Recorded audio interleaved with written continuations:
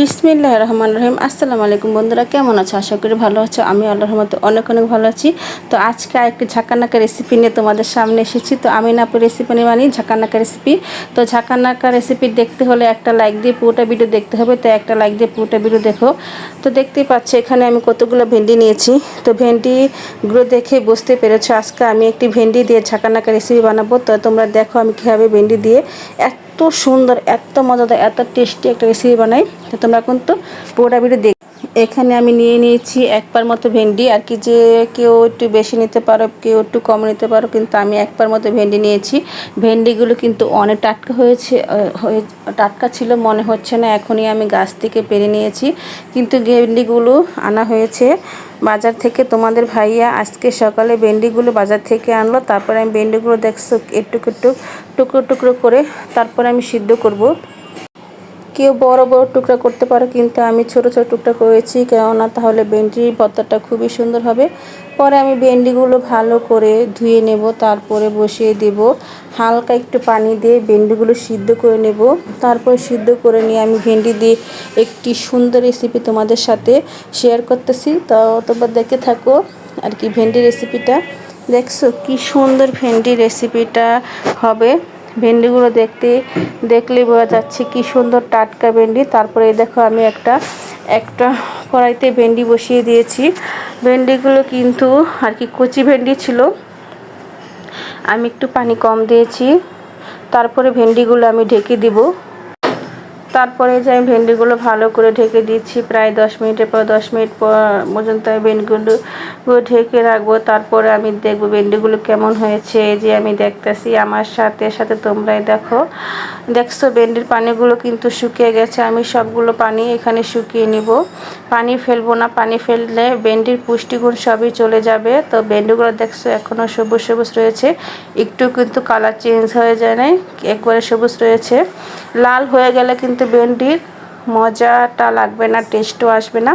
তোমরা অবশ্যই একবার বাসায় ভেন্ডি ভর্তা করে খাওয়াবে। আর আমার ভেন্ডি রেসিপিটি হচ্ছে তোমাদের সাথে বলি, সেটা হচ্ছে ভেন্ডি ভর্তা।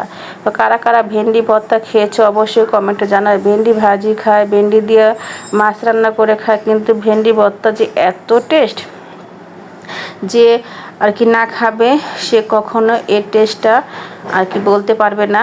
তো তোমরা অবশ্যই বাসায় একবার ট্রাই করবে, রেসিপিটা খেতে অসম্ভব মজা লাগে, মাংসের থেকে বেশি মজা এই ভেন্ডির ভর্তা। যারা খাবে তারাই বলতে পারবে ভেন্ডির ভর্তা যে এত মজা, এত লোভনীয়। তারপরে দেখতে থাকো তোমরা, শুধু দেখো আমি কীভাবে ভর্তাগুলো বানাই। তোমরা দেখো অবাক হয়ে যাবে এত সুন্দর ভর্তা কীভাবে হয়।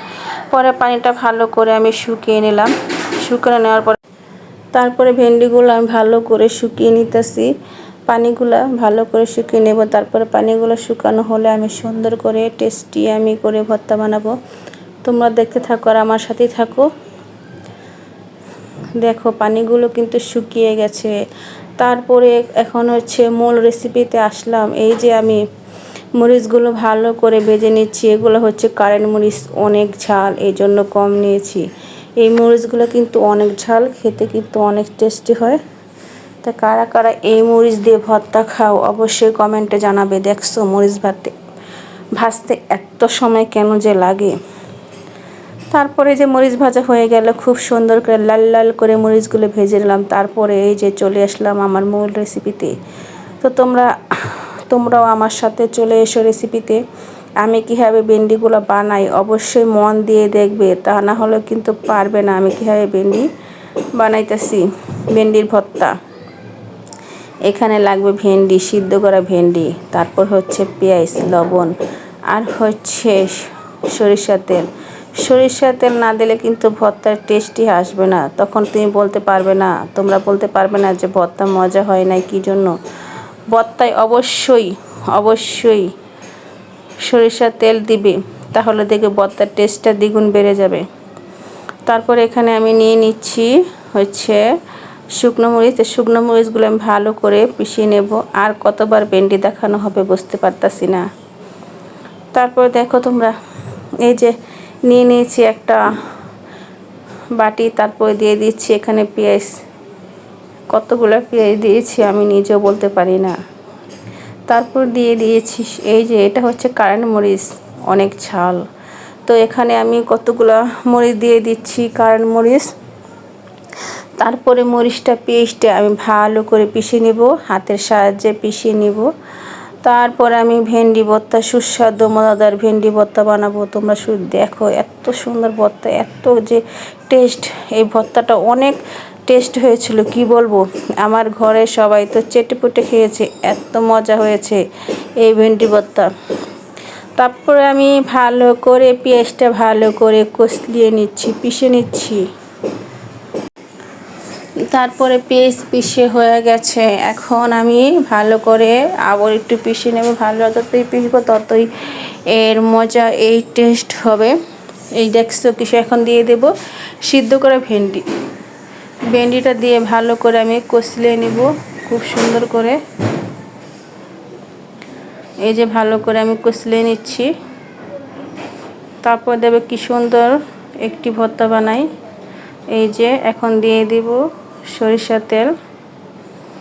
এইটা হচ্ছে 1 নম্বর সরিষার তেল, অনেক টেস্ট এই তেলটা।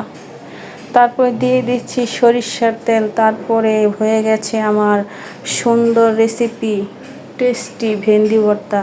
তো কারা কারা হ্যাঁ ভেন্ডি ভর্তা খেয়েছো অবশ্যই কমেন্টে জানাবে। আর যারা না খেয়েছো অবশ্যই আজকে ভেন্ডি ভর্তা বানিয়ে খাবে, তাহলে বুঝতে পারবে কতটা টেস্ট, কতটা সুন্দর, কতটা মজাদার হয়েছে ভেন্ডি ভর্তা। ভেন্ডি ভর্তা কিন্তু, ভেন্ডি তরকারি কিন্তু অনেক মজা। যারা যারা খেয়েছো তারাই বুঝতে পারবে। যারা আমার ভিডিওতে এখনও লাইক দেওয়া নাই, অবশ্যই এই ভেন্ডি ভর্তা রেসিপিটা দেখে একটা লাইক দিয়ে দিও প্লিজ। সবাই লাইক দিয়ে ভিডিওটা সম্পূর্ণ করো। তো ভিডিওটা দেখার জন্য সবাইকে অসংখ্য ধন্যবাদ। এই দেখো কি সুন্দর হয়েছে, কালারটা হয়েছে কি সুন্দর, খুবই সুন্দর হয়েছে ভেন্ডির ভর্তা। কালার অনেক অনেক লোভনীয় হয়েছিল ভর্তাগুলো, দেখেই আমার তো এখনই খেতে ইচ্ছে করতেছে। তো ভিডিওটা দেখার জন্য সবাইকে অসংখ্য ধন্যবাদ। তোমার সবাই ভালো থাকো, আমার পাশে থাকো, আমাকে বেশি বেশি সাপোর্ট করো। সবাইকে আল্লাহ হাফেজ।